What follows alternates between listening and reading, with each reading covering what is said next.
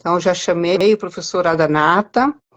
Ai, que bom. Oi, Oi, Lila, tudo bem? Tudo bom, professor? Tudo bem? Haribol, namastê. Namastê, muito boa noite a todos os presentes aqui. Professor, boa noite. Obrigada pela sua presença. Obrigada realmente de coração. É sempre muito bom mesmo estudar contigo, aprender contigo, ouvir, porque hoje em dia o que eu percebo, né, no meu mundo, no meu pequeno mundo, né, na minha pequena bolhazinha, o que eu percebo é que as pessoas estão muito desinformadas, mas estão passando muitas informações na internet, né? Eu vejo assim cursos e mais cursos que estão sendo dados e quando eu vejo assim, eu digo, meu Deus do céu, da onde que tirou esse conhecimento? Por que está mudando, né? Ou outra coisa também que eu vejo no meu pequeno mundo, né, através das minhas lentes também, é que as pessoas estão rejeitando as tradições. É tipo assim, ah, isso aí é muito bom, mas para esse grupo de pessoa, para mim, eu tenho o meu próprio grupo, eu vou formar um novo grupo. E a gente tem uma sampradaya, a gente tem uma tradição, a gente tem uma escola, né? Então, eu gostaria muito hoje de ouvir do senhor aqui sobre as escolas, né? São os Six Darshanas, né? São seis, né? Que fala em português, não é six. Os Darshanas, as escolas, como são essas escolas e as questões também que me vêm através dos alunos que me mandam muita mensagem, mas vem cá, é dual ou não é dual? É monismo ou dualismo? Por que o Yoga Sutra está falando sobre isso? E tem as pessoas que dizem que Patanjali ele era dual, né? Outros dizem que não, que ele está acreditando ali. Então, as confusões eu percebo que precisam ser esclarecidas, né? E por uma pessoa com capacidade de fazer isso. Eu sempre digo, eu não sou a pessoa para fazer isso, porque eu sou uma aluna. Mas aí eu queria ver se poderíamos sair daqui hoje com menos dúvidas. E outra coisa que eu quero também pedir muito às pessoas aqui presentes, que, por favor, esperem o professor terminar a linha de raciocínio dele para fazer as perguntas. Então, você quiser escrever aí, vai escrevendo. Pega aí uma canetinha no seu cantinho, corre lá, pega uma canetinha, um papel, vai escrever nas dúvidas, porque daí, na hora que a gente terminar a live, aí a gente vai deixar aqui uns 20 minutinhos, pelo menos, para o professor Adanata responder as perguntas. Então, no momento, não faça as perguntas, porque senão elas acabam sumindo aqui na nossa legendinha, né? Olha, Florzinha, obrigada pela sua presença, outra professora de yoga, a Luísa, também, que é outra estudiosa. Tem muito estudioso aqui hoje, professor. Muita gente que estuda bastante. É muito bom, né? Muito bom mesmo. A Luísa está Ok, aqui. Então, eu gostaria que o senhor se apresentasse um pouquinho para a gente e nos falasse um pouquinho. então tá bom. Ah, meu nome é Robson, é, fui iniciado numa escola de Bhakti Yoga com o nome de Radhanata Das, que significa literalmente servo de Krishna. Isso já faz quase uns 40 anos. Bom, então, vamos lá. Você começou pedindo para eu falar um pouquinho das escolas. Isso é algo bem interessante, né? Na última live, a gente falou bastante sobre o Sankhya e sobre a visão do mundo físico, né? Mas o tema de hoje é a visão do mundo metafísico, o que Uhum. está além da física. Não necessariamente o que está além deste mundo, né? Porque a metafísica também está aqui, está dentro de cada um de nós. Então hoje nós vamos abordar mais esse tema, né? Enquanto o tema passado foi o mundo físico, hoje vai ser o mundo metafísico. Bom, eu acho que eu já tinha comentado, se não me engano também foi no encontro passado ou retrasado, em torno do conjunto de obras sagradas da Índia, que às vezes são denominados genericamente como Vedas, que que é uma coletânea gigantesca de livros, uma verdadeira Uhum. biblioteca. Em torno dessa literatura surgiram pontos de vista. Diferentes sábios, estudando aquela literatura, desenvolveram o que eles chamaram de pontos de vista, que a gente chama em sânscrito darshana. Darshana é literalmente uma visão de mundo, um ponto de vista. Não é uma visão absoluta da realidade. Nenhum desses grandes sábios advogam que eles estão expondo uma visão única, exclusiva e absoluta da verdade ou da realidade, mas apenas assim, um ponto de vista. Como eu ouvi de um frei, ele disse que é algo muito simples, mas às vezes nos esclarece bastante, né? Que um ponto de vista é a vista de um ponto. Só isso. Tá? Então, esses sábios, eles desenvolveram pontos de vista que não são excludentes entre si. Muitas vezes eles se completam. Bom, então são 6 escolas de pensamento. As mais famosas que a gente comentou aqui são o Yoga e o Sankhya. Né? Yoga é também uma dessas escolas. O Sankhya, que é uma escola que anda de mãos dadas com o Yoga, enquanto o Yoga é a prática, o Sankhya é a teoria. Depois você tem o Vedanta, que é literalmente a conclusão dos Vedas, né? Uma das escolas de pensamento que se chama Vedanta. Essa escola é a metafísica por excelência. Essa é a que mais tratou da metafísica. E por isso a gente vai falar mais hoje do Vedanta. Sim. Tem também o Mimamsa, que é a escola ritualística, é aquela que a gente está acostumado, assim, a gente tem algum contato com essa escola, com essa tradição, através dos rituais que a gente vê, às vezes se faz mesmo aqui no Ocidente, aqueles rituais de fogo, de oferendas, etc, etc. Essa também é uma das escolas, mas ela não tem só a ritualística, ela também tem a sua filosofia própria, né, de ver o mundo, como ela vê o mundo, basicamente acreditando que se eu satisfaço a Deus através desses rituais, eu me aprimoro karmicamente, né? Eu melhoro o meu karma satisfazendo a Deus através dos rituais, basicamente isso. É uma escola que anda de mãos dadas com o Vedanta.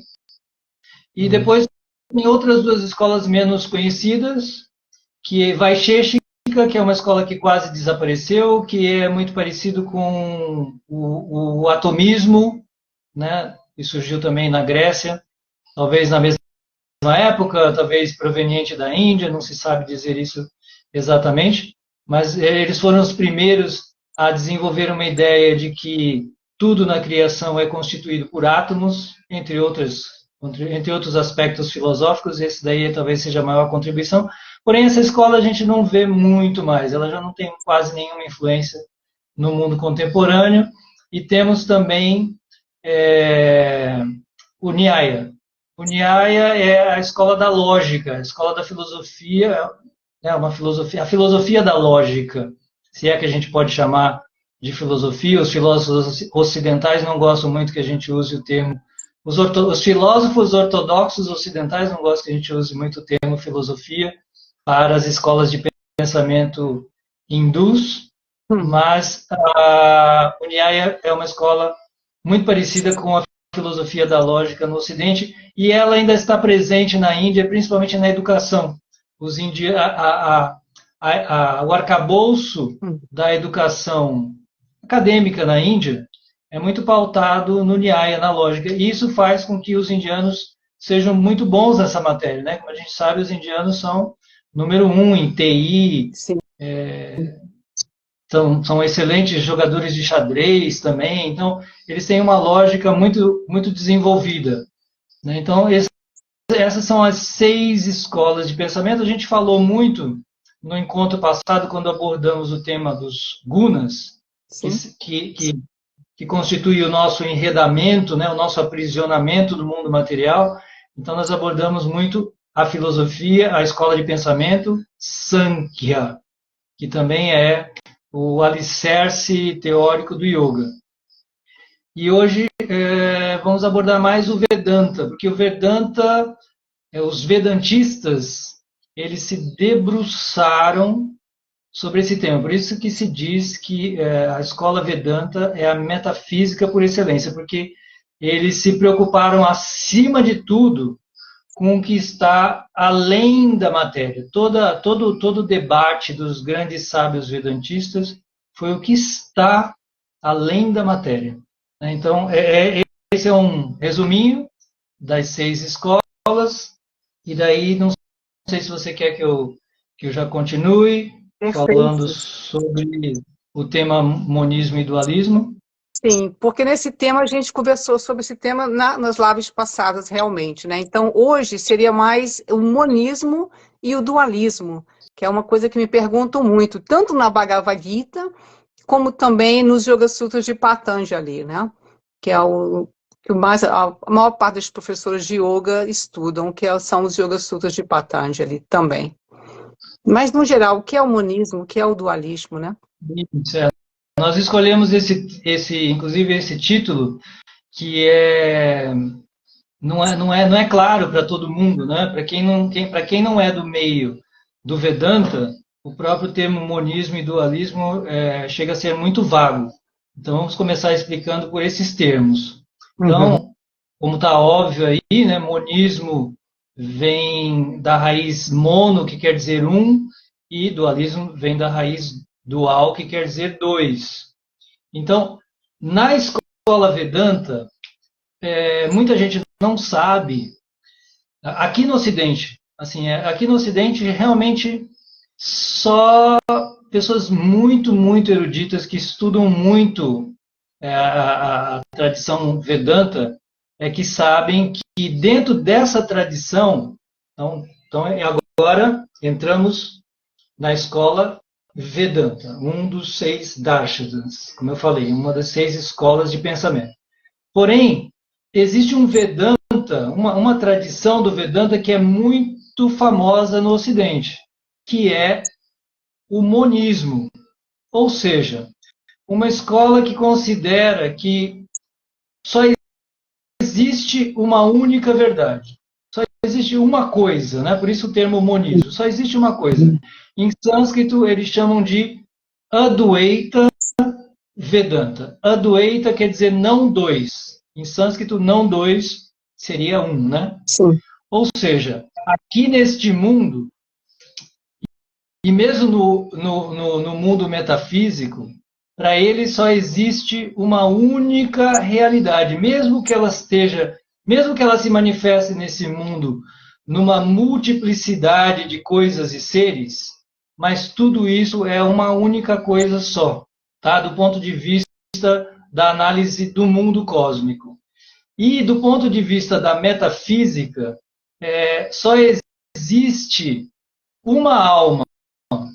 Não existem duas almas distintas, por exemplo, a minha alma, sua alma e a alma de todas as pessoas e a alma suprema. Não. Na escola Vedanta monista, né, o não dualista, só existe uma alma só, que eles chamam de Brahman.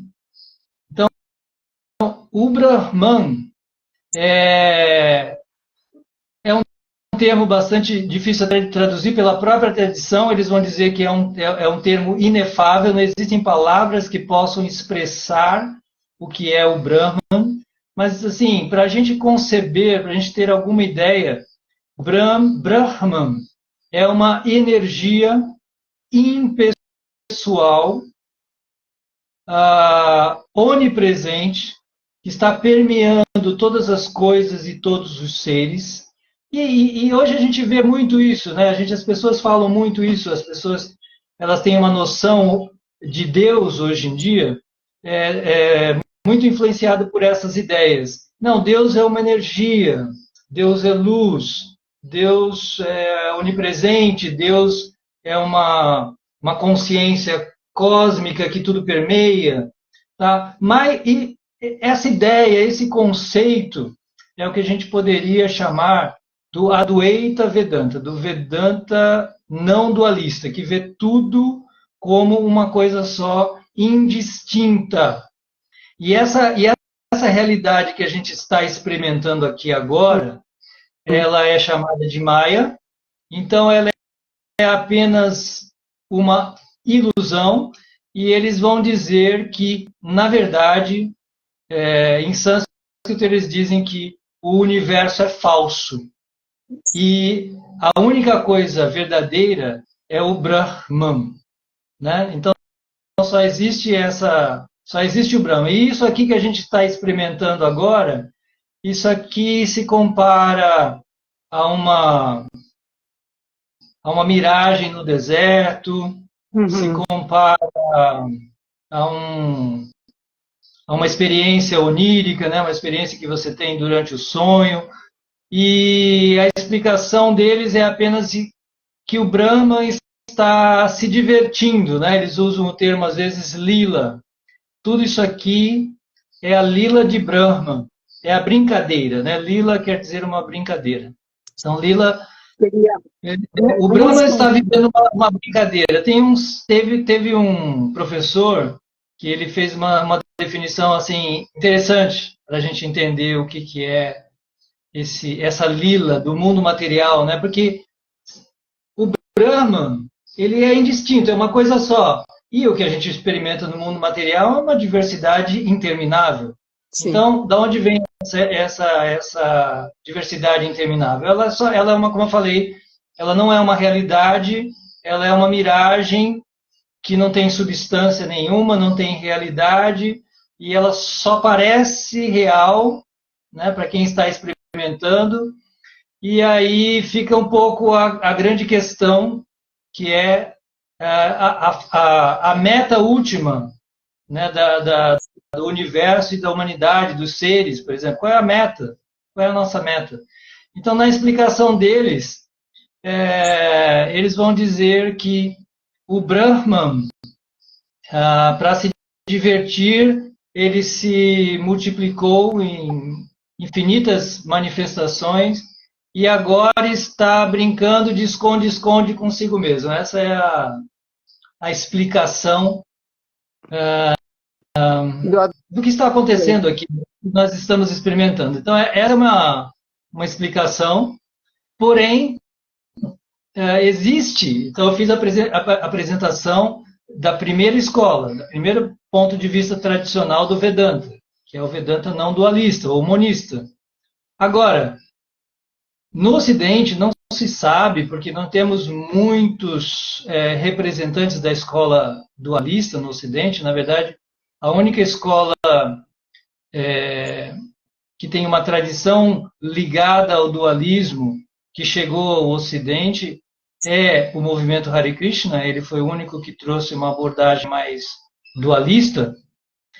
Porém, isso não é uma invenção contemporânea de forma nenhuma, como você falou, né? Hoje em dia virou moda inventar pontos de vista e suas próprias escolas, seu próprio yoga, etc, etc. Porém, é importante deixar claro que a tradição dualista não é nada nova, né? O vedantismo monista surgiu mais ou menos no século VIII com Shankara, e em oposição a ele, né, surgiu uma escola no século XI de Ramanuja. Ramanuja foi o primeiro grande sábio indiano a advogar e defender o Vedanta dualista. Então, vamos agora entender o que é esse Vedanta dualista, que depois foi mais aprimorado por Madhvacharya, por Chaitanya Mahaprabhu, vieram outros grandes sábios ao longo do tempo aí, advogando esse ponto de vista, que nós não conhecemos muito no Ocidente. O pessoal do yoga não conhece muito isso e acha que, sei lá, é uma invenção. Foi criado... Só para fazer um resuminho. Então, na escola do Advaita Vedanta, eu estudei uns 3 anos, no que não é muito, né? É nada praticamente, mas o que eu via muito é que é tudo ilusão, tudo é mithya. Mithya, que é uma... Mithya, Então, essa era a versão dessa da forma como eu estava estudando. E que se dissolve, a gente se dissolve no oceano, como um bonequinho de sal que entra no oceano, ele se dissolve em tudo. Então, é uma alma só, e essa alma, eu volto para essa alma. Então, a minha questão nessa época que eu estava estudando era uma dúvida que eu tenho, muito grande. Eu dizia, então, onde está o meu karma? Onde está o meu livre-arbítrio? Onde está o meu modo de agir? Se eu vou dissolver num todo, eu perco essa minha individualidade, eu perco essa minha alma. Eu faço parte de uma alma só. Uhum. Isso é Assim, confuso para mim. Era confuso para mim, né? os dualistas, eles apontam muitas falhas no monismo, né? Assim, tem muitas coisas que o monismo realmente não consegue explicar. Claro que eles vão dar a sua explicação, mas muita coisa fica pendente. Vamos primeiro ter uma visão lá do dualismo e depois a gente pode tentar confrontar um pouco mais os dois pontos de vista.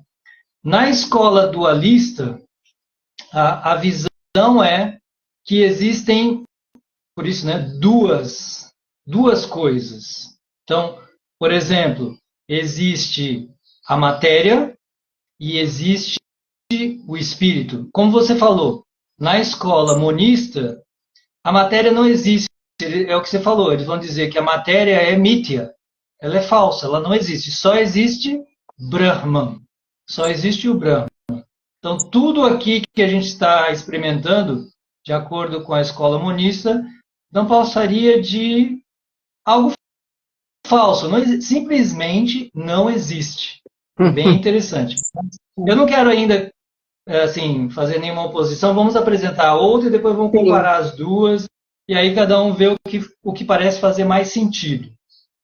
Na escola dualista, então, vão existir duas verdades. Existe o mundo material e existe o mundo metafísico, vai, em primeiro lugar. Então, na visão dualista, o mundo material, ele não é falso, tá? Eles vão advogar que o mundo material ele não é falso.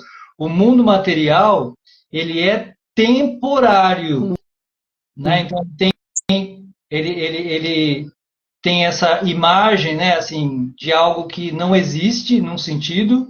Também se usa o termo Maya, daquilo que não existe, mas não é que ele não exista absolutamente. Ele não existe no sentido de que ele não é duradouro, enquanto que a realidade metafísica é uma realidade eterna e que nunca deixa de existir. Então, esse é o primeiro ponto de vista do dualismo. E o outro ponto de vista é que existe uma distinção eterna entre a pequena alma, eu chamaria assim, eu vou chamar aqui de a pequena alma, que em sânscrito é o Jivatma, e o Paramatma. Então existem duas almas distintas, uma pequena alma e uma grande alma. E o objetivo último da existência seria a comunhão da alma com a alma suprema. Então, veja bem, enquanto que lá no monismo, você nem vai... eles não dizem que você vai voltar ao Brahman, que você vai entrar em comunhão com o Brahman, nada disso. Você já é Brahman. Você já é... Por isso que aqui a gente diz, as pessoas dizem, não, você já é Deus. Você só precisa acordar para essa realidade. Essa é a visão monista.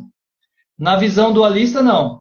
Na visão dualista, existe uma distinção. Nós somos pequenas almas, infinitas e pequenas almas distintas da alma suprema, né? E o objetivo é a comunhão. Do contrário, aí você tinha levantado a questão da Bhagavad Gita e do Yoga Sutra. Essas escolas, elas vão interpretar, embora o Yoga de Patanjali seja uma escola bastante distinta do Vedanta, hoje em dia a gente vê muito os comentários vedantistas do Yoga Sutra, o que seria um contrassenso, porque o Vedanta tem uma visão muito distinta da realidade última em comparação com o Yoga. Tá? O Yoga advoga a comunhão, isso e basta consultar os maiores mestres do Yoga que você vai ver, né? Basta consultar qualquer um, Bhaktivedanta Swami, Iyengar, Krishnamacharya, qualquer um desses grandes mestres do Yoga da atualidade recente, eles vão dizer que Yoga é a comunhão do Atman com o Paramatma. Isso não é a visão do Vedanta. Essa não é a visão do Vedanta. A visão do Vedanta é que o Atman é igual a Brahman. Na verdade, Atman e Brahman não são distintos. E você não vai virar Brahman, você não vai voltar por Brahman, você já é Brahman. Por isso que eles vão dizer que o Brahman está brincando. Né? Eles vão usar essa analogia que eu falei lá no começo. O Brahma está brincando. A lila de Brahma agora neste mundo é brincar de esconde-esconde consigo mesmo. Está brincando. Eu sou como nós aqui, né? Estou buscando Deus, estou buscando Deus. Então, isso seria como se o Brahma estivesse brincando de esconde-esconde consigo mesmo. Bom, as falhas, assim, eu não vou poder aqui me esconder, né? Assim, eu sou um seguidor da escola dualista.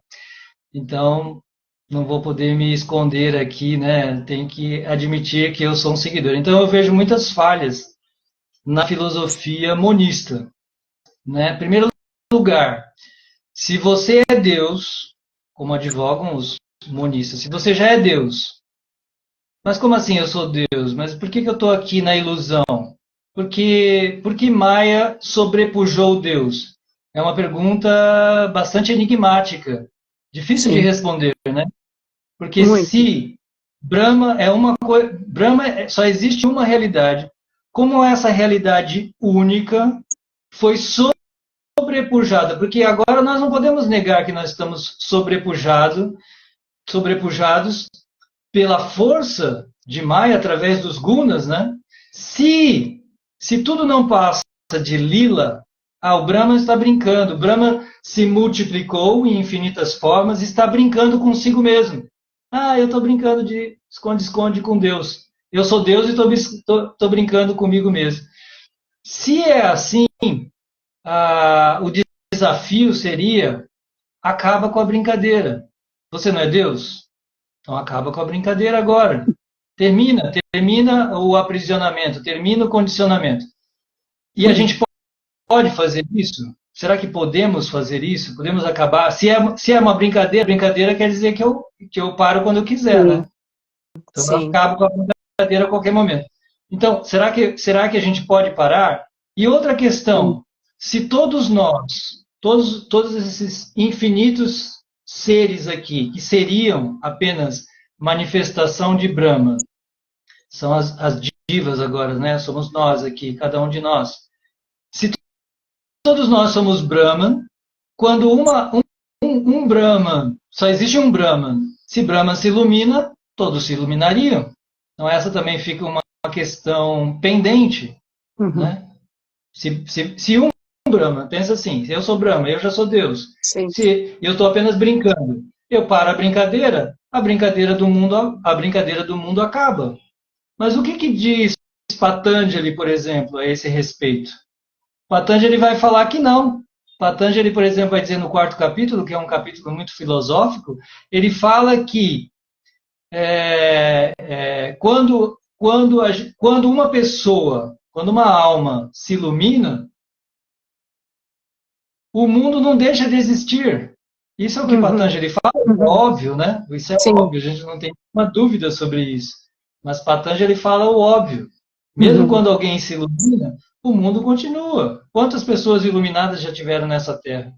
Né? Então, existem muitas refutações ao pensamento monista. Né? A que mais assim, é forte para mim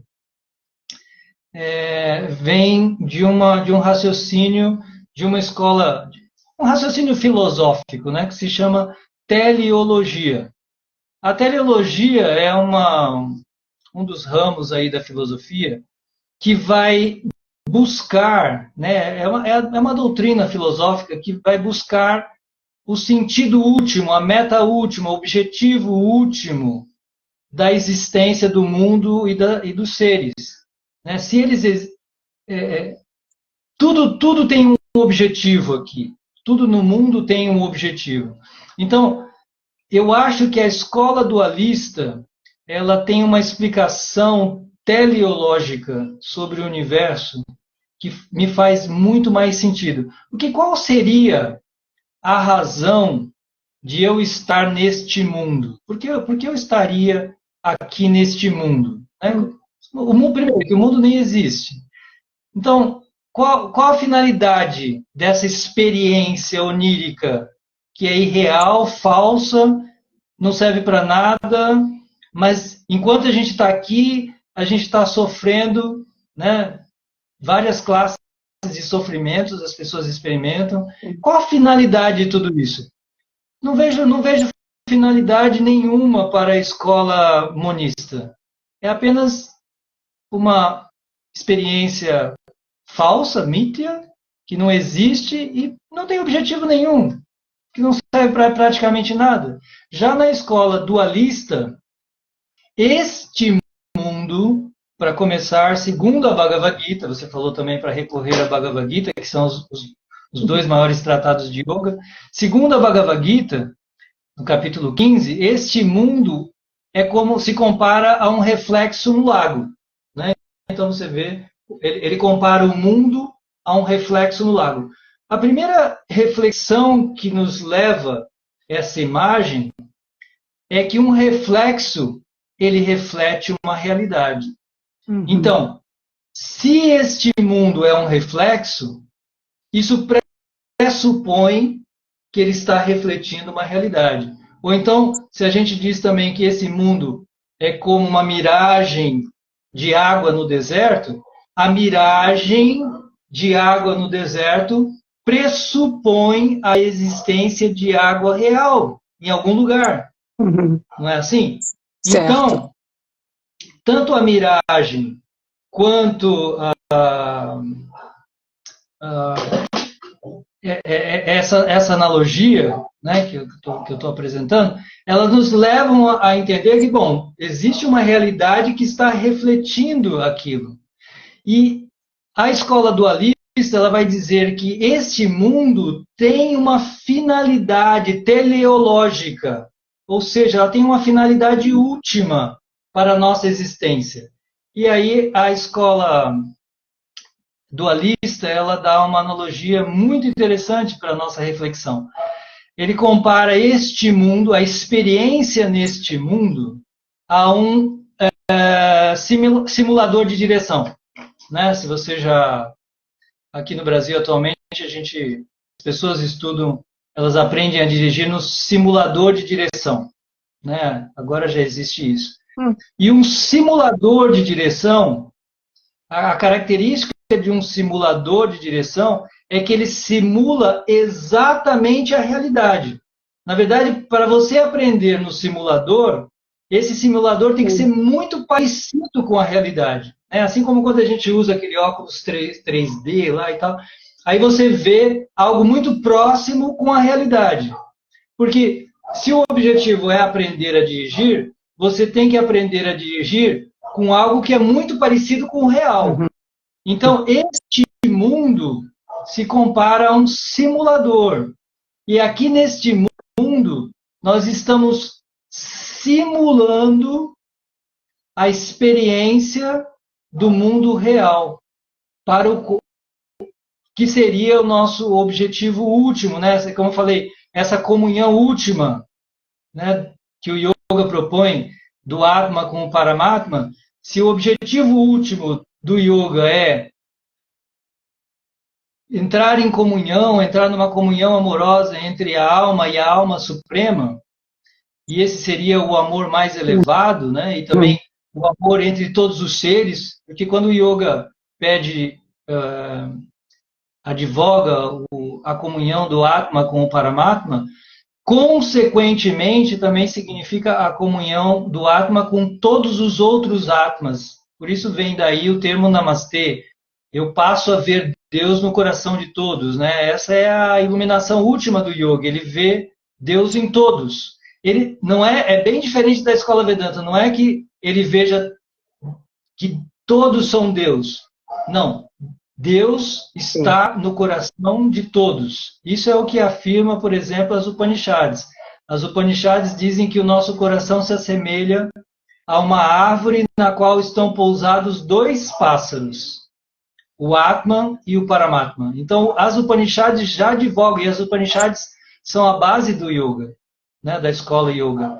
Então, nas Upanishads já se advoga que existe no coração de cada ser uma pequena alma, que é o Atman, e uma alma suprema. E o objetivo é entrar em comunhão com essa alma suprema. E quando isso ocorre, há também uma comunhão fraternal. Você comunga com todas as almas, mas como irmãos. Ou seja, como uma família. Então você tem irmãos e um pai e uma mãe distintos, né? Então há distinção. A Bhagavad Gita é muito clara em falar sobre essas distinções entre a alma e a superalma. E o Yoga Sutra também. Quando o Yoga Sutra, por exemplo, vai falar em Ishvara Pranidhana, logo no começo do primeiro capítulo, quando ele vai falar que devemos nos entregar ao Supremo, aí imediatamente Patanjali descreve quem é o Supremo. E a primeira definição que ele dá é que Ishvara é Purusha Vishesha. É uma alma especial. Vishesha quer dizer uma alma especial, uma alma diferenciada das demais. Porque, do contrário, nem faria sentido, né, entrar em comunhão e amar a si mesmo. Como falei, a escola monista ela tem muitas falhas assim no pensamento, né, e muitas coisas que ficam enigmáticas, você não consegue simplesmente responder. Então, voltando lá para a analogia do simulador, esse mundo é uma escola. Muitas vezes eu falo que esse mundo é a escola do amor. Nós estamos aprendendo aqui, acima de tudo, a amar perfeitamente.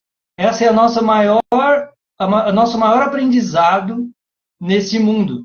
Porque para você despertar o amor perfeito, nós estamos aqui nesse mundo treinando isso.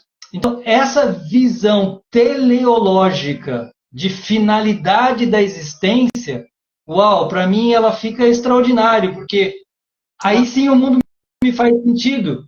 Sim. Existe um motivo para eu estar aqui, né? Como eu falei, nós estamos no simulador da escola do amor para aprender a amar verdadeiramente. Né? Então, essa é a nossa grande lição. Aí, por isso essa escola me fez muito mais sentido, né? Assim, porque existe sentido nessa vida e existe uma explicação clara do porquê eu estou sofrendo, e porque se eu fosse Deus não deveria sofrer, porque eu deveria poder acabar com o meu sofrimento na hora que eu quisesse.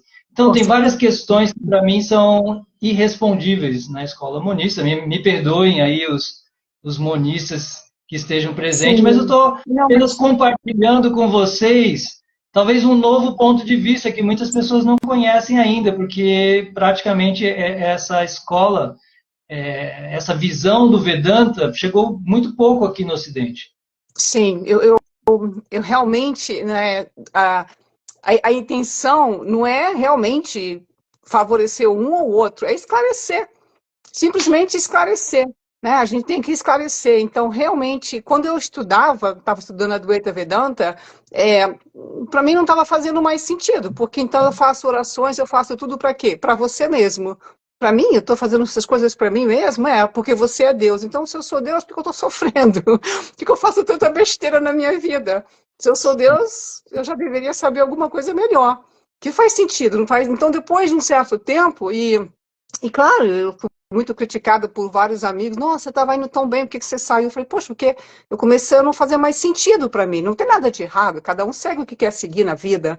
Mas, na minha cabeça, não fazia sentido. Se eu sou Deus, por que que eu cometo tantos erros? Se eu sou Deus, como é que está a minha lei do karma? Se eu vou dissolver em tudo, eu me dissolvo em tudo, então, como assim? Eu desapareço? Então, para mim, essas coisas não faziam sentido. Por isso que também, pelo meu egoísmo, eu queria trazer o professor aqui para poder ajudar, porque quando eu comecei a ajudar nessa tradição Vaishnava, eu comecei a ver, não, isso faz sentido para minha cabeça. Aqui não está ninguém dizendo que é o certo ou que é errado, eu acho que a gente está só tentando mostrar os pontos, né? Por uma pessoa que é um estudioso, que tem a capacidade, está há 40 anos estudando e pode falar sobre isso. Eu não queria vir falar sobre isso aqui. E umas coisas que mais nos perguntam realmente como professor de yoga é isso aí. Chega uma hora que a gente sabe disso, né? As pessoas estão em guerra com Deus aqui no Ocidente, né? No mundo todo as pessoas estão. Não é só no Canadá, eu dizia que isso era no Canadá, que a gente não pode falar de Deus, não pode cantar mantras nos estudos de yoga, é pedido que não se cante mantra, me pediu para não cantar mantra, não falar de Deus, não falar isso. Então aqui realmente as pessoas querem passar no anonimato, né? E que é uma coisa assim estranha. Mas no Brasil também eu percebi isso. A gente falava de Deus o tempo todo no Brasil, agora também tem que tomar cuidado, não falar de Deus, porque não sei o quê. Eu pensei, meu Deus, por que essa guerra contra Deus, né? Por que essa distância? Por que a gente está se distanciando tanto? E a gente percebe que a gente está se distanciando disso e sofrendo, porque o mundo não está ficando um paraíso, né? As coisas estão assim meio piriguete por aí, né? Tá assim meio terrível, tá acontecendo muitas coisas que realmente está um perigo viver hoje em dia, né? Por que tudo isso? A falta de Deus, de uma certa maneira, né? Que a gente vê muito isso na Índia. E eu percebo também que as pessoas vão para a Índia, passa ali um ano fazendo um curso e volta. E quando voltar, depois de um ano, já existe ali um ano só, é muito pouco para poder saber, né? O que que é monismo, o que que é dualismo, o que que é tudo isso, né? Então, alguém tem umas perguntas aqui, professor. A Luísa Eu quero fazer um esclarecimento, também enquanto você falava. Você falou tantas coisas interessantes, né, que desperta várias sinapses aqui, mas vou falar brevemente. Eu acho só que é importante que a gente esclareça, né, apenas que o yoga não compartilha de uma visão monista como tem sido introduzido no yoga, sim. tá? Porque o que tem acontecido hoje, por exemplo, a gente tem no Brasil mesmo comentários de vedantistas sobre o Yoga Sutra, que eu falei que tem visões da metafísica totalmente diferentes, tá? Principalmente da escola monista. A escola dualista até tem bastante semelhança com o yoga, não completamente, mas tem mais semelhança. Uhum. Mas o yoga definitivamente, a escola yoga definitivamente não é uma escola monista como querem apresentar os vedantistas. Como eu falei, leia com atenção as palavras de Patanjali. Para começar, ele vai dizer: renda-se, entregue-se ao Ishvara, que é um termo muito genérico, né? Um termo bastante genérico para se referir ao Senhor Supremo. A gente poderia traduzir como Senhor Supremo. Para começar, a melhor tradução é talvez um Senhor Supremo. E a evidência que ele dá é que, quando ele explica, então, em seguida, quando ele fala, porque mesmo assim os vedantistas falam isso que você falou. Não, você tem que se entregar ao seu próprio eu superior. Aí você fica buscando, né? Mas onde é que está esse meu eu superior agora que eu não estou vendo, né? Então eu tenho que me entregar a ele, eu nem vejo, eu estou tão condicionado aqui, eu estou tão perturbado que eu nem estou vendo esse ser supremo, esse meu eu supremo dentro de mim mesmo. Então fica uma coisa estranha. E para evidenciar que não se trata de si mesmo, como eu leio em muitos comentários, nossa, tem muitos comentários que vão dizer que a entrega ao Supremo quer dizer a entrega, esse Supremo é você mesmo. Quando, para começar, Patanjali não usou o termo entrega ao Atman, ele não usou entrega ao Purusha, não usou entrega a nenhum termo que é comumente atribuído à alma. Ele usou o termo Ishvara. que tradicionalmente, em todas as escolas da Índia, no sânscrito, vai no dicionário sânscrito, Ísvara é o Senhor Supremo. Diferente do Brahman, sim, que é uma energia impessoal, mas Patanjali não fala nada disso, Patanjali fala Ísvara. E para não deixar confusão, no sutra seguinte ele já explica, olha, o Ísvara ao que eu me referi é uma alma diferenciada, livre de karma, livre da influência do tempo, o mestre original de toda a criação. Ou seja, ele esclarece com vários adjetivos que Ísvara é um ser supremo, diferente de si mesmo. Então, fica e toda a tradição, né? Como eu falei, todos os grandes representantes mesmo da escola de yoga vão dizer que yoga é a comunhão amorosa do Atma com o Paramatma. Então isso é importante, eu acho que deixar claro. Vedanta é Vedanta. Vedanta monista é uma coisa. Yoga não é Vedanta monista. Tá? Yoga é uma tradição dualista. Tá bom? Isso é importante esclarecer. Mas vamos lá, agora vamos às perguntas. Só um pouquinho, professor Radhanatha. Olha, no 1.23, realmente, do Yoga Sutras, ele fala isso, né? Ele fala, ó, faça tudo isso ou Ishvara Pranidhanava. Faça tudo isso ou se entrega ao Senhor, né? Ao Senhor Supremo. E é bem claro aqui nos Yoga Sutras, o que ele fala também no 1.24. Ele diz, Ishvara é um ser diferente do indivíduo. Tá bem claro, bem explícito, né? Mas vamos lá. A Luísa, que também estuda com o senhor, né? Ela disse, Prabhu, 3 perguntas. 3 em 1, hein? Vamos lá, então, uma de cada vez, senão às vezes eu não consigo elaborar essa de uma vez e depois, né, às vezes algumas perguntas são tão boas que a gente não para mais. Ela fala, antes de Shankara já existia a visão dualista, certo? Sim, é uma pergunta. Sim. Já existia. Então, não seria... Já existia. Sim. Então, na segunda pergunta, ela diz, não seria possível monismo uma forma de ateísmo? Então, a gente teria que entender a história do desenvolvimento das escolas de pensamento na Índia, que é tema para uma live inteira, mas vamos tentar resumir essa história assim muito, muito concisamente. Bom, você tem a Bhagavad Gita, que segundo a tradição tem lá 5.000 anos. Bom, para quem não acreditar, tem pelo menos uns 3.000 anos. Você tem as Upanishads também aí por volta de 3.000, a tradição dizendo que tem até 5.000 anos. E nas Upanishads, na Bhagavad Gita, nós vemos a abordagem dualista muito explícita. Né? Krishna vai dizer, nunca houve um tempo em que eu não existisse, nem você, nem todas essas almas. Tá? Então, Krishna deixa isso bem claro. Krishna vai dizer, por exemplo, no final do capítulo 14, ele vai dizer, depois de glorificar o Brahma e descrever o Brahma, etc., ele vai falar Aham,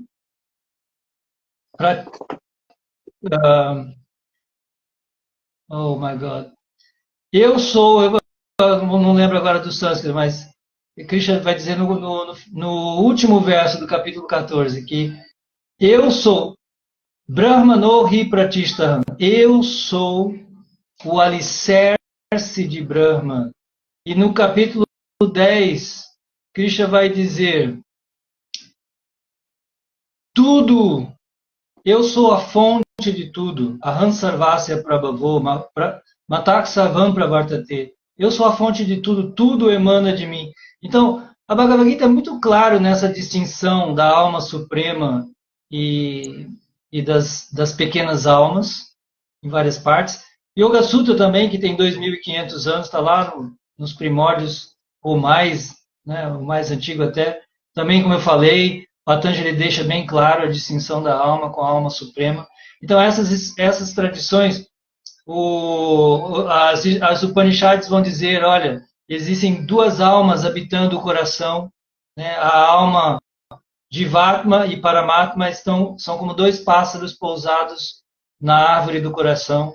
Então, todas essas menções ao dualismo, como ela falou, elas já estão lá, explícitas essas obras mais antigas da tradição sânscrita. Depois, só que o que aconteceu depois? Aí por volta do século V a.C. surge Buda. E Buda, não vai dar para falar aqui hoje sobre o budismo, mas basicamente o budismo ele rejeitou os Vedas, simplesmente rejeitou os Vedas e, de certa maneira, ele advogou uma espécie de ateísmo. Os budistas não fiquem chocados de ouvirem isso, não, mas o budismo original mesmo, o budismo que Buda inaugurou, é considerado ateísta. Sim. Porque o Buda, existe o famoso segundo sermão de Buda, que é o sermão da não-alma. Buda vai dizer, na interpretação deles, que simplesmente não existe uma alma, nem que existe Deus, nem coisa nenhuma. Na verdade, lendo com atenção, Buda não fala nada disso, porém, como a monja Coen falou aqui uma vez numa entrevista em Santos, quando perguntaram para ela se o budismo acreditava em Deus, ela muito inteligentemente, ela respondeu com as palavras de Buda, porque essa é uma pergunta muito capciosa, né? Dizer que o budismo é ateísta é complicado.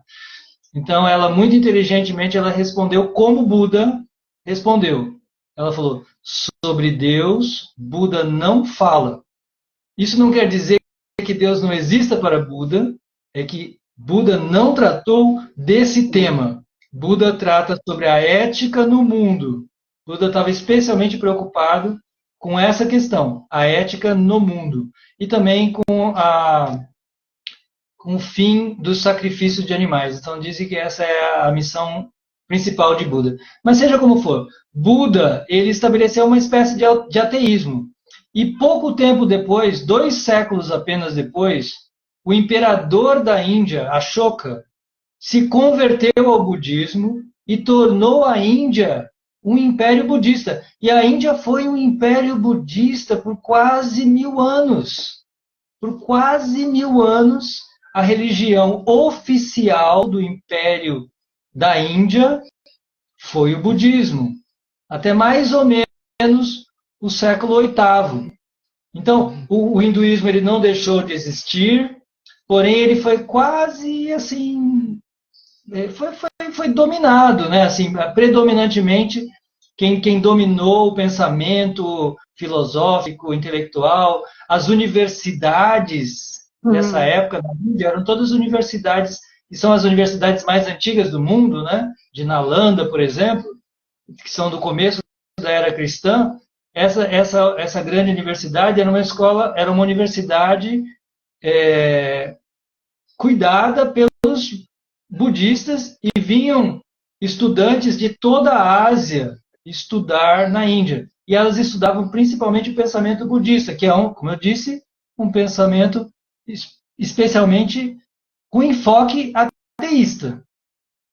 Quem veio, então, o primeiro a confrontar fortemente o ateísmo budista foi Shankara. Então, Shankara, ele tem uma missão dentro desse renascimento dos Vedas dentro da Índia. Tá? Se vocês estão acompanhando, Buda, no século V a.C., derrotou, assim, fundou o budismo pautado numa visão de mundo ateísta, rejeitou os Vedas. Passados quase 1000 anos que a Índia virou aí um império budista, quem primeiro veio e desafiou isso foi Shankara, no século VIII depois de Cristo.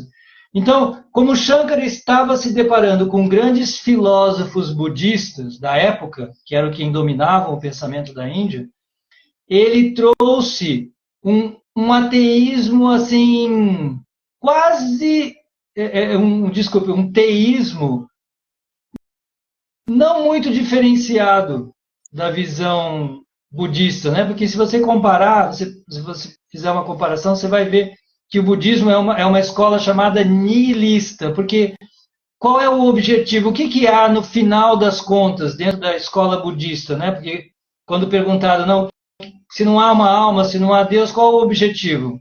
Nem eles sabem dizer. Eles sabem dizer que se chama Nirvana, mas o que é o Nirvana?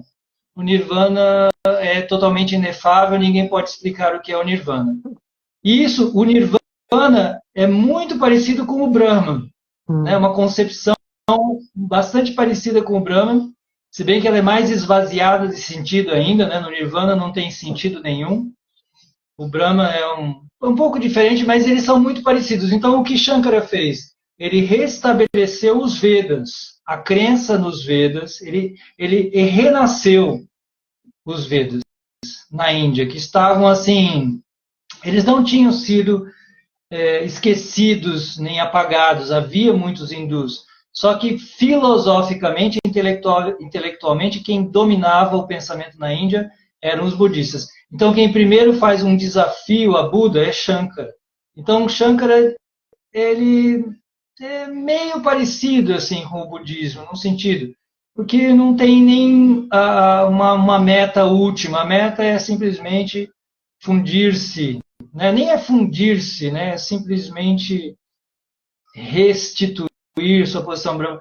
Coisas assim que eles mesmos dizem, as próprias escolas, tanto o budismo como o Advaita Vedanta, quando lhes perguntam sobre a metafísica, né, o que há além, eles vão dizer que é inefável, ninguém pode descrever com palavras. Então, quem sou eu para descrever? Se os maiores representantes dessas escolas dizem que não é possível explicar com palavras, então eu aqui não vou poder mesmo. Mas é muito semelhante. Por isso, mas ele abriu o caminho para o renascimento da cultura védica dentro da Índia. Sim. Por isso que alguns séculos depois veio Ramanuja, depois veio Madhva e depois veio Chaitanya. E são 3 outros grandes mestres das escolas dualistas que aí sim estabeleceram o dualismo com grande força. Então hoje na Índia, eu diria que as escolas dualistas elas são muito mais populares e difundidas. Elas estão difundidas entre grande parte, a maior parte da população. E o Advaita Vedanta, ele ficou restrito só aos intelectuais, mas continua muito importante por isso, porque está na mão dos maiores intelectuais. Os maiores intelectuais da Índia e ocidentais que estudam o Vedanta, eles ainda são muito predominantemente monistas. Por isso que o monismo ainda impera. Então, espero que tenha esclarecido um pouquinho aí sobre essa questão de evolução histórica. Bastante. Tem, sim, com certeza. Mas tem mais uma pergunta. O Edu, sim. Ele pergunta, na escola dualista, tanto a matéria quanto o plano espiritual provém de Krishna, o Ishvara superior. Então, é possível entender o dualismo também como um monismo polimórfico? Uau! Só tem intelectuais aí no seu grupo, né? Uau, eu acho que o Edu eu não conheço, mas ele realmente uma pergunta, né? É uma boa pergunta. Então, o que acontece, quem eu acho que com a evolução da história, né, como eu contei aí brevemente um pouco da história do desenvolvimento, do renascimento da cultura védica, né? Como eu falei, a cultura védica foi suplantada pelo budismo e ela começa a renascer no século VIII e aí ela vai desabrochando. E eu considero que o ápice desse florescimento da cultura védica veio com Chaitanya, o grande santo, sábio e místico do século XVI, chamado Chaitanya. Ele, então, dentro da tradição dualista, porque ele está ligado à escola de Madhva, que é uma escola dualista, porém ele conseguiu quase que uma façanha extraordinária, porque esse tema realmente ele é muito complexo, né? E o debate é muito acirrado na Índia. Mas Chaitanya Mahaprabhu ele conseguiu conciliar todos esses pontos de vista das escolas vedantistas.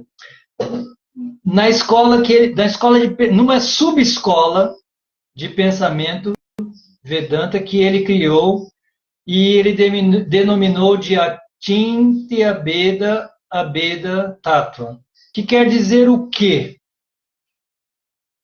A verdade, ela é inconcebivelmente una e diferente simultaneamente. Aí sim quebrou a nossa cabeça, né? Aí, uau, como é Começou a isso? ficar bom. Porque ele conciliou todas essas verdades. Porque, de fato, o que dizem os textos mais antigos? Eu vou citar apenas um verso muito famoso, né? Que isso está muito claro. Na Índia, os indianos cultos na Índia sabem disso. Aqui no Ocidente é que as pessoas sabem muito pouco essas coisas. Mas existe um verso em sânscrito que é excelente.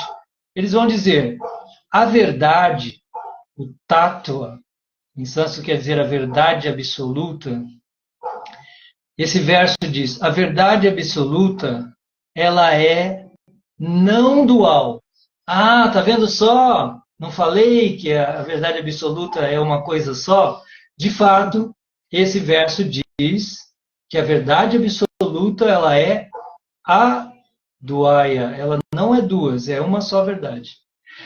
Porém, os os grandes sábios dizem que essa verdade ela é percebida em três aspectos, que são Brahman, Paramatma e Bhagavan.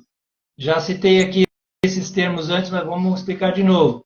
Brahma, então, é essa energia pessoal, onipresente, inefável aí e tal, que eu já expliquei tanto. Paramatma é a alma suprema localizada no coração de todo ser vivo. E Bhagavan, que é um termo que eu não falei. Bhagavan é a pessoa suprema. É Deus, é a verdade enquanto pessoa. Ou seja, o que esse verso diz é que existe uma só verdade. Mas essa verdade, ela se manifesta em três aspectos. E eles não são falsos. Como, por exemplo, vai advogar a filosofia monista. Não, a única coisa verdadeira é o Brahman. Quer dizer o quê? Que o resto, mesmo o Paramatma, mesmo o Bhagavan, mesmo o universo, tudo para o Advaita Vedanta é falso. Mesmo esse Deus, porque os Advaita Vedantas, eles vão adorar a Krishna. Eles adoram a Krishna. Você vai num templo, né, numa escola vedantista, e eles vão adorar a Krishna. Você vai, nossa, mas está vendo? Ele está adorando Krishna. Não. Ele está adorando Krishna porque, segundo a visão deles, isso é apenas um veículo, um instrumento, até você se iluminar. Quando você se iluminar, Krishna também é uma falsidade, né? Krishna também é irreal. Você só adora assim por enquanto você está condicionado, enquanto pessoa condicionada, você precisa adorar um Deus que é antropomórfico, né? Então, aí eu preciso adorar uma pessoa que tem uma forma, porque eu ainda estou condicionado. Mas quando eu me iluminar, né, quando eu resgatar minha posição Brahman, aí acabou, tudo se acaba e esse Bhagavan também é falso. Para eles tudo é falso. Diferentemente, na filosofia de Chaitanya Mahaprabhu, essas três realidades, elas são três realidades de uma mesma verdade. E o que os mestres explicam, que isso se compara ao Sol. O Sol é uma coisa só. Sim. Porém, ele se manifesta em aspectos diferentes. Ele é, ao mesmo tempo, a estrela solar que está lá quilômetros e quilômetros de distância, e os raios do Sol que estão aqui também são o Sol. Então, os raios do Sol e o Sol são uma única verdade. Não existe Sol sem raios de Sol, não existe raio de Sol sem a estrela solar. Então, eles são uma realidade só, mas manifesto de forma diferente e por isso eles são percebidos de forma diferente. Então, eu percebo tanto a estrela solar quanto os raios do Sol. Da mesma maneira, a verdade absoluta, o tato é uma verdade só, porém você percebe que ela tem aspectos diferentes. Então, na verdade, o que os Vedas vão advogar é que Deus é simultaneamente uma pessoa e, ao mesmo tempo, está em toda parte. Assim como o Sol. O Sol não está localizado no lugar, ele está lá no lugar. E, ao mesmo tempo, ele está em toda parte. Então, se um objeto material, né, uma pequena estrela solar dentro desse universo infinito aqui, gigantesco, se uma estrela solar material tem esse poder de estar no lugar e estar em todo o sistema solar, presente em todo o sistema solar ao mesmo tempo, por que Deus não poderia, se ele, por posição ontológica, ele é onipotente? Então, ele pode ser uma pessoa, e aí, enquanto pessoa, ele se chama Bhagavan, e ele pode estar no coração de todos os seres, como a gente diz hoje em dia, né? Hoje em dia, com esse calor que está fazendo no mundo, a gente fala que tem um sol para cada pessoa, né? Então, a gente diz também que Paramatma é Deus para cada pessoa, Deus se expande no coração de cada ser, e ele também é Brahman, que permeia todos os átomos, tudo que existe na criação e além. Então, se um elemento material pode ter aspectos diferenciados, como o Sol, quanto mais Deus. Como Deus não poderia? Por isso que o desafio, eu sempre faço esse desafio, porque as pessoas ficam sempre muito assim, algumas pessoas ficam abaladas, né? Se Deus é uma pessoa, isso parece tão antropomórfico, nossa, mas Deus é que nem eu, etc, etc. Não, não é nada disso. Mas faz uma reflexão, faça uma reflexão. Se Deus, por posição ontológica, nem vamos usar o termo Deus, vamos usar a verdade absoluta. Se a verdade absoluta, por definição ontológica, ela é onipotente, como ela não vai poder ser uma pessoa também? Ela, obviamente, pode ser uma energia, mas ela tem que ser tudo. E como diz o Vedanta Sutra, né, o grande tratado da escola Vedanta Sutra vai começar dizendo a definição de Brahman, Jamadhyasya Yataha. O Brahman é a fonte da qual tudo emana. Esse é o segundo sutra do Vedanta. O Brahman é a fonte da qual tudo emana.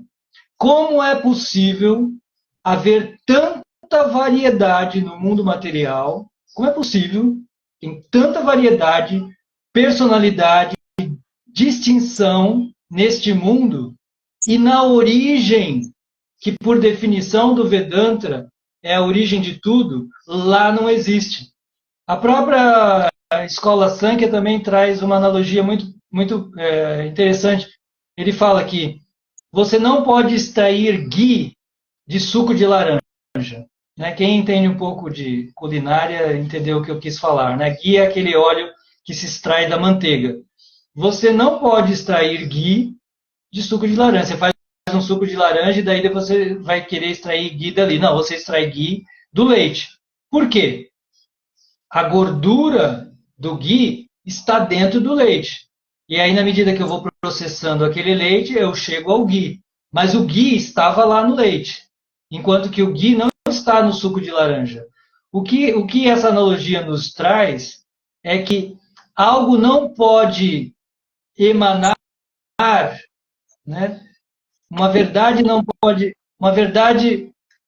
nada pode ser criado que não exista no Criador. Se não houver no Criador, como é que ele vai criar?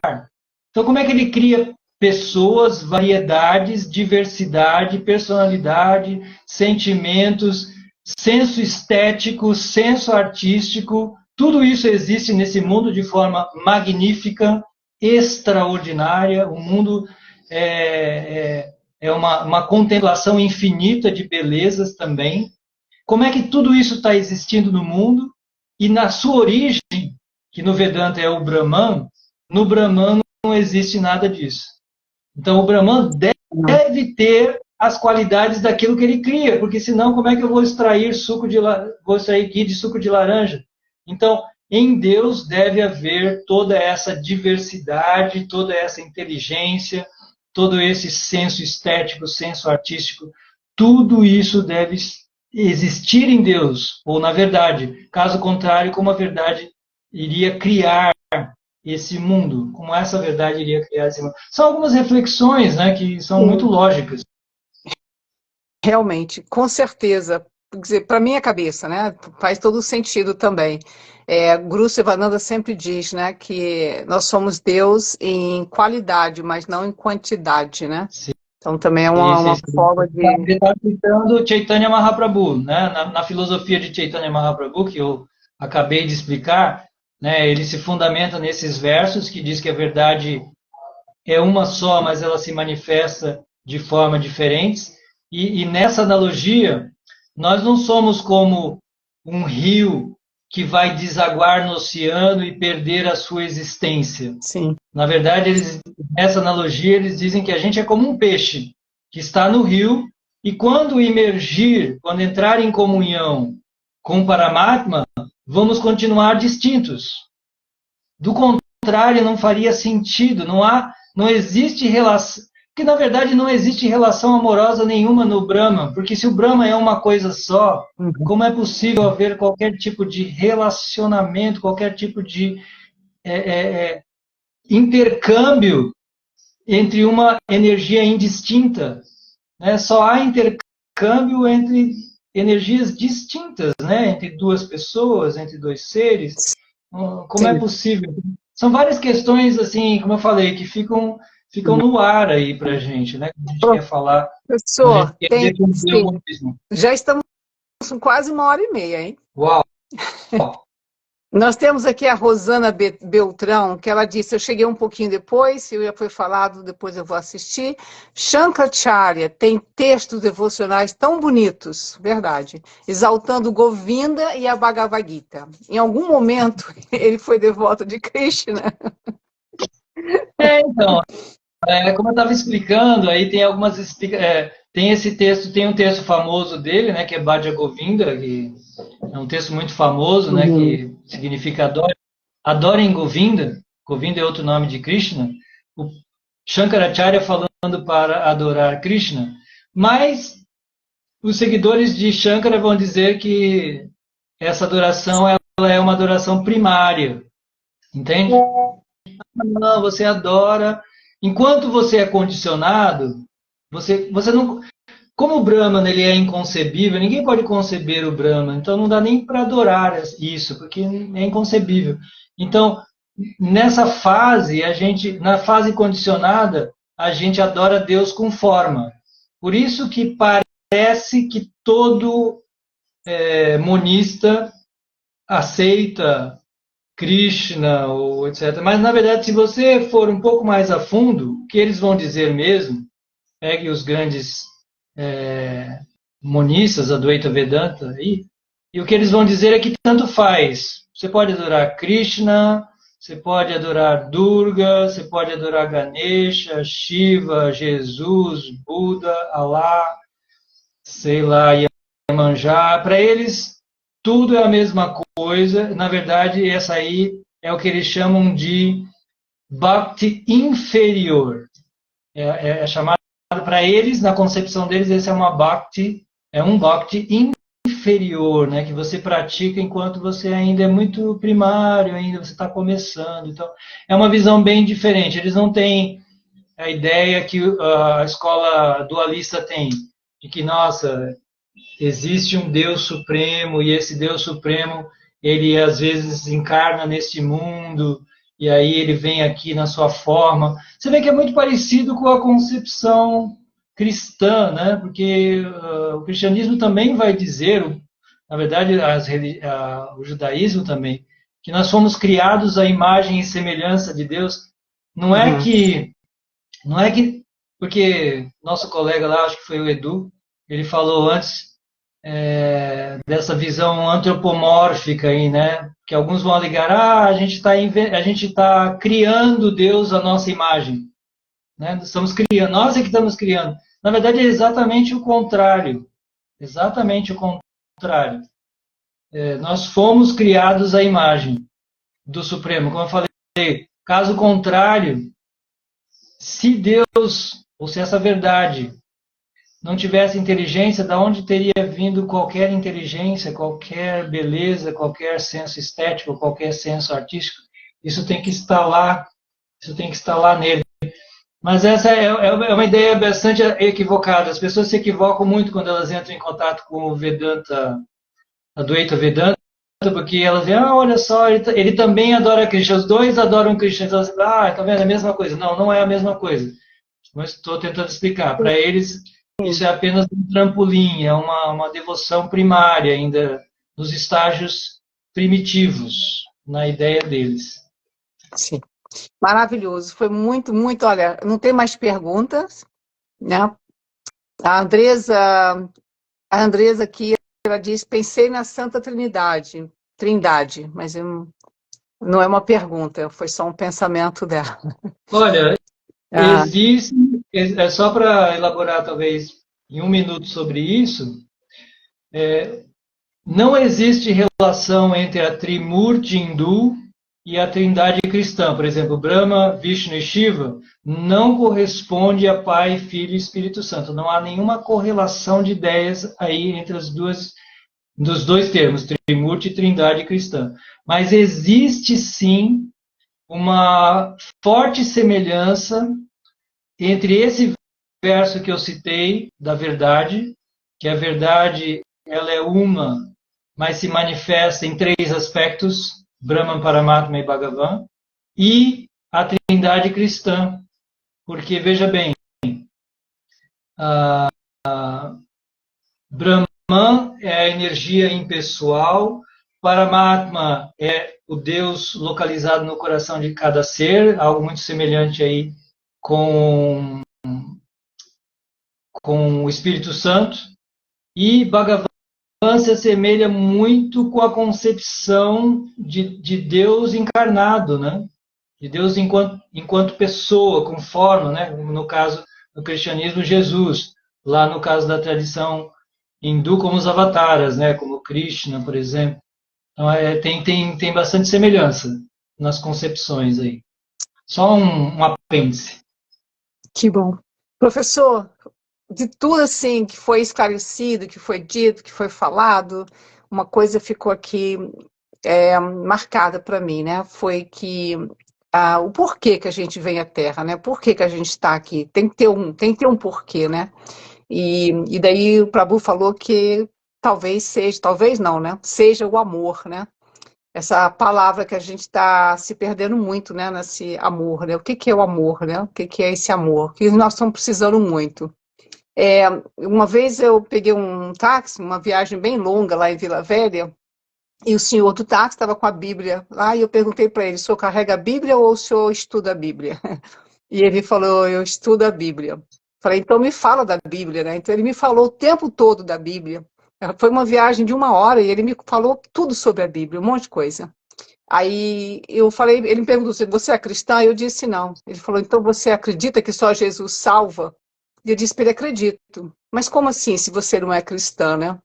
Aí eu falei: eu acredito que só Jesus salva, porque o que ele pregou foi o amor. E se a gente realmente pudesse amar uns aos outros, né? Pudéssemos realmente fazer isso aqui na Terra, eu acho que já seria bastante para a gente, né?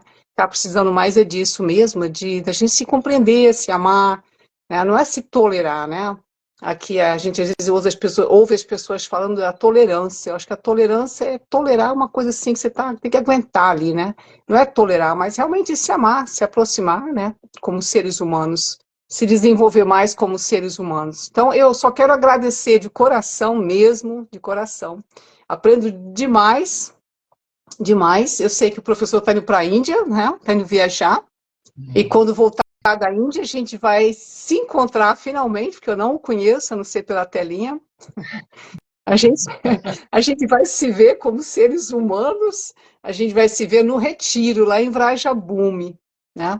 Que eu realmente vou ali estar passando uns pranayamas e uns asanas, porque o restante, quem vai fazer vai ser o Prabhu, né? Vai ser Vai ser muito, muito lindo mesmo. Já está repleto o nosso retiro, já está completo praticamente. Eu ia perguntar, a propósito, eu ia te perguntar sobre isso, porque me perguntaram se ainda tinha lugar. Como é que Olha, está a se situação? tem um ou dois lugares, porque realmente, se tem, vai ser um ou dois lugares, se não foi preenchido ainda.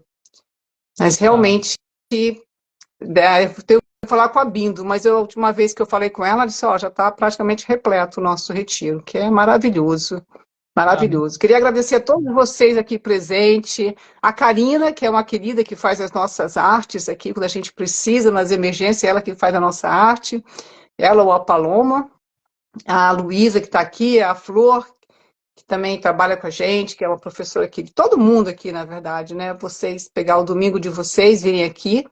E a intenção não era dividir, a intenção é unir, e a intenção é trazer mais esclarecimento em todos os aspectos, né? E a gente acaba aprendendo tanto aqui com o Prabhu, e agradeço de coração imensamente. E a gente vai consertar o teu WhatsApp, o teu Instagram para poder você me ver da próxima vez, né? É uma agonia ficar falando com uma parede aí, né? ai, ai, mas vamos ver, eu vou aprender, eu vou aprender.